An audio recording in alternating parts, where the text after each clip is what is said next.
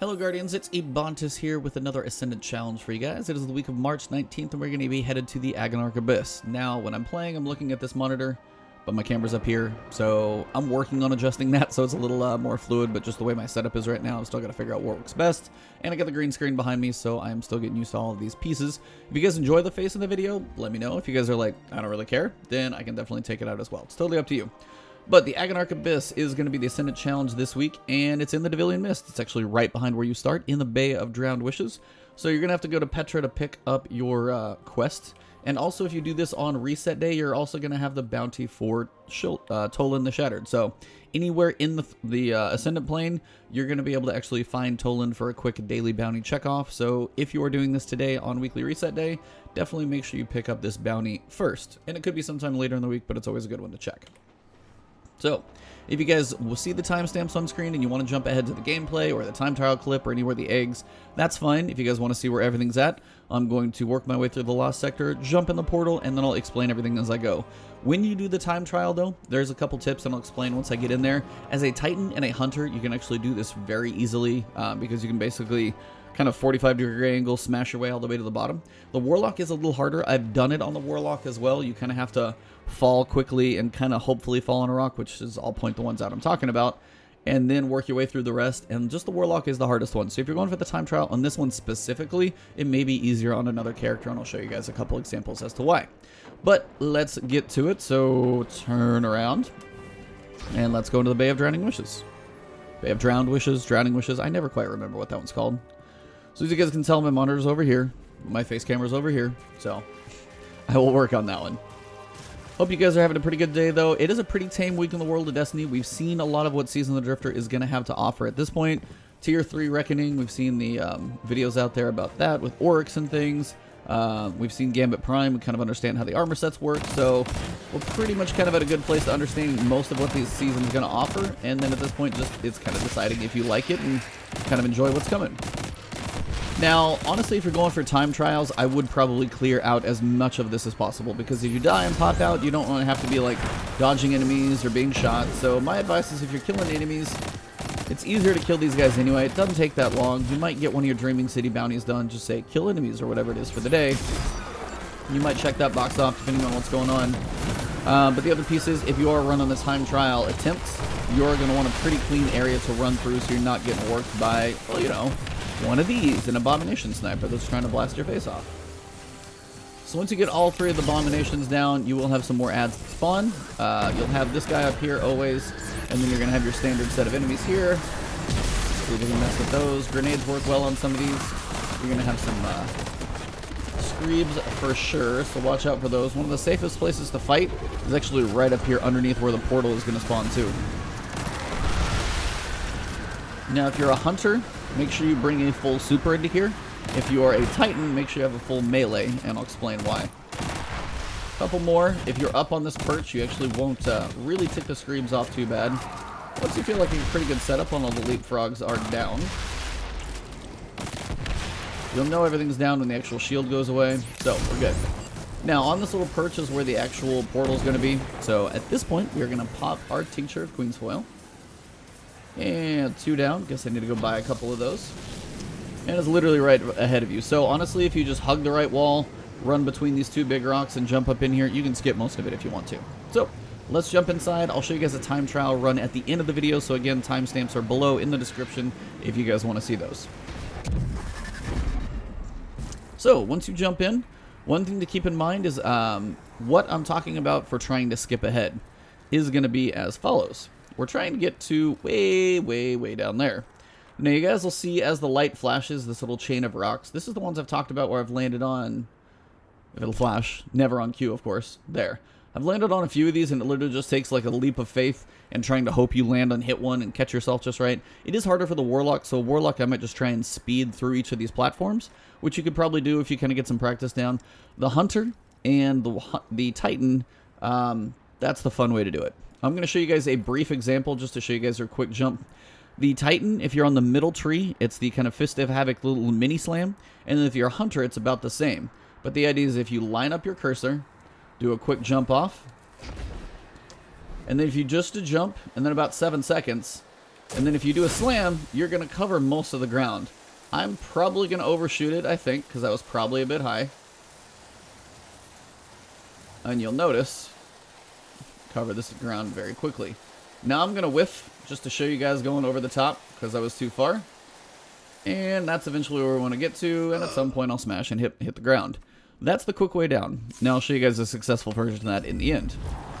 But if that happens, no big deal. You'll pop out, and this is why I say clear out the ads, because when you jump back in, it's a lot easier. Alright, so jump inside. I'm going to go show you guys the normal method, the eggs, the lore bones, Toland, all that fun stuff. That's not Toland, by the way. That's your little guide orb. Toland always looks a little bit different.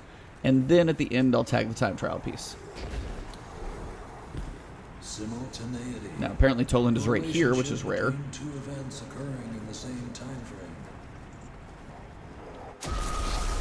So, Toland is the one who's actually going to be the little orb that doesn't go with you. The guide orb, which is going to be this one as I jump to a platform, it's going to leave. You'll know that it's going to travel on. Now, before you go down below, the first egg is literally right up here. So it's to your right. Definitely keep an eye out for that one. You don't want to miss it, because as soon as you get a little farther down, you will not be able to get a angle on it. So from this platform, you're going to look over your edge, try and find the next one. And the guiding light is a good thing. So like if you fall halfway down and if you ever need to reset one of these Ascendant challenges completely, literally just go back to your landing zone and you'll completely reset everything. So don't worry about that. And you'll still keep your tincture as long as you don't leave the Dreaming City. So next one, jumping on forward. And next platform. These are all pretty standard right now, nothing too crazy. Just make sure you kind of have a jump that you can traverse some distance with. Now, once you see this first one with this texture, this is where we're going to be looking at two things. One, the lore at the top and the egg at the bottom. So once you jump to this angled platform, it's going to be a steep angle, but you will be able to catch it. But as I said, you do need to cover some ground. So the angle and the distance I have to jump is pretty far. But run up here to the top. And sometimes I've seen Toland over here, a couple different places. Your lore bones are going to be tucked behind the tree. They're right somewhere in the bushes over here. So definitely pick that lore bones up if you haven't picked it up previously. Run back down and we'll get to this next piece. Be careful when you get to the edge. Make sure you're looking. There's your egg. It's on top of the statue. You can shoot it from here or one stage lower. We'll have these donuts now. They do have an opening in the center, so just be careful as you land. And then down here on this edge is the egg on top of the statue. So you can shoot that from here, and then we'll keep heading our way down. Now, I like to land here on this orb. This next part, you can slide down this, but you actually gain a lot of momentum. And believe me, when I say I've died, I have like bug on a windshield on this thing. So, as you fall down, you'll notice you gain quite a bit of momentum. So as you jump towards the end, just catch yourself, kind of slow your fall, so you don't get that fall damage or die partway down if you're trying to do a speed run with, say, a Warlock. Once you're at this point, this is where the speed run gets a little tricky. It's just kind of where you're going to have to commit to the jumps. Some of these platforms will rotate, some are static. Usually it's two that rotate static, two that rotate static, something kind of like that. The idea is once you get a rotation to where you have the large flat portion on the top, it's your time to run. So, wait till it's decent. Gonna tag this one and get ready. Don't stand on it long. You're gonna have to go for another truss jump. None of these rocks will affect you. They're just there to obscure your vision. Second one here. This is again kind of decent rotation. And this one should be a flat static platform. So that's stage one of the rotators. And again, if you wait for that full big flat surface on the top, give it a couple seconds, the next one's gonna look the same way. Similar situation here, but it's actually rotating the other direction, so I'm gonna make this a little harder on myself. Kind of landing on an edge, and you'll notice landing on that edge was a little early, but if I landed on the flat surface first, waited for it to rotate over, same thing, static platform down here.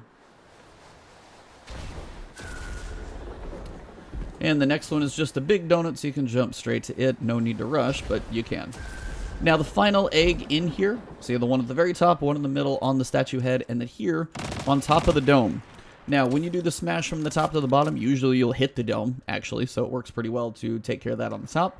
But as soon as you touch the ground, you're going to have some blights that spawn, a couple wizards, and then you're going to have some phalanx and some ads that spawn. The phalanx can actually blast you off this edge. It's not the biggest platform, despite like it not being the smallest either, but if they catch you on an edge and blast you and you fall off, you have to start the whole thing over. So, be cautious of the ads and go super Go heavy, kill those wizards as quick as you can. So I'm going to pull out my machine gun here, which is pretty much ready to go. Going to start with a super slam, grenades, pretty much everything I can, but you have to spawn them first, so don't do your super until the ads actually spawn. So I'm going to jump down, and then once you land, you'll see the little blight run to the other side. You've typically got to chase it somewhere around here. You'll see things start spawning, so the blights are all around. Go find one of them, but usually the one on the far side will trigger it. When everything starts to spawn, usually the blights will come in. You also notice the wizards will spawn. And again, void shields are a thing in here. So a couple wizards should be there. See if the wizard's out and about. I'm not sure I actually killed them both. Oh, there's one left, and we're good to go. So that's why a powerful super, something void, is important that you can dump a lot of damage out with, and then make sure you pick up your loot. Now we'll go ahead and check the bounty for your box, get you maybe a tincture and a random piece of armor. So I'm going to go back outside and then come back in just outside the portal, show you guys what a time trial version is like. But again, that is the eggs at the top, middle, and bottom, and the lore right there in the middle as well. So, time trial explanation coming up here in just a second. Alright, Guardians, so after clearing out the lost sector again, went back to the landing zone, went back in here. I'm going to jump in the portal. I'm going to show you guys how fast generally you can do this. At least the top to bottom. Now I'm going to do an explanation at the top, but basically you'd walk in and do what I'm going to do. So, for the time trial, what my advice is once you turn in, you'll kind of be looking towards this far platform you're going to head to. Turn about 90 degrees to your left. Look to an edge, and you're going to just creep, but don't go all the way, and just try and line up your shot. Now, this is kind of a relative thing, but the idea here is you're going to count about 7 seconds for the Titan for sure, and you may just have to trial and error this one. But for the Titan and the Hunter, this is how it works. You're either going to be on the middle tree for the Titan, or Blade Dancer for the Hunter, where you can do the slam, and they're both going to be a very similar animation. You fly at about 45 degrees down. But here's the key. Ballistic Slam, what it does is it never changes trajectory. So it's not like the super where you kind of hit and then fall down. It goes at the same angle the entire time. So when you line everything up, I don't do an extra jump, I don't do a double. All I'm going to is back up. I'm just going to run and jump and count about 7 seconds and then hit my melee. If you're a hunter, same thing, probably pop your super and then slam. So run, jump, 1, 2, 3, 4, 5, 6, 7, slam.